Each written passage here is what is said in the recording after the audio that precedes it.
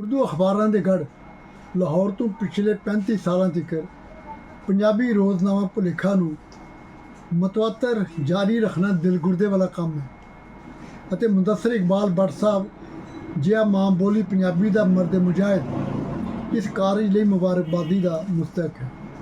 ਮਾਲੀ ਤੇ ਸਿਆਸੀ ਪਰੇਸ਼ਾਨੀਆਂ ਦੇ ਬਾਵਜੂਦ ਪੰਜਾਬੀ ਦਾ ਝੰਡਾ ਉੱਚਾ ਰੱਖਣ ਲਈ ਭੱਟ ਸਾਹਿਬ ਦਾ ਸ਼ੁਕਰੀਆ। ਰੱਬ ਕਰੇ ਕਿ ਭੁਲੇਖਾ ਆਬੋ-ਤਾਬ ਤੇ ਸ਼ਾਨ ਨਾਲ ਛਪਦਾ ਰਹੇ ਤੇ ਪੰਜਾਬੀਆਂ ਦੀ ਆਵਾਜ਼ ਬਣਿਆ ਰਹੇ। ਭੁਲੇਖਾ ਦੀ 35ਵੀਂ ਵਰ੍ਹੇਗੰਢ ਤੇ ਮੁਦੱਸਰ ਇਕਬਾਲ ਸਾਹਿਬ ਹੋਰਾਂ ਨੂੰ ਮੇਰੇ ਵੱਲੋਂ ਵਧਾਈਆਂ। ਖਾਲਿਦ ਹੁਸੈਨ, ਜੰਮੂ।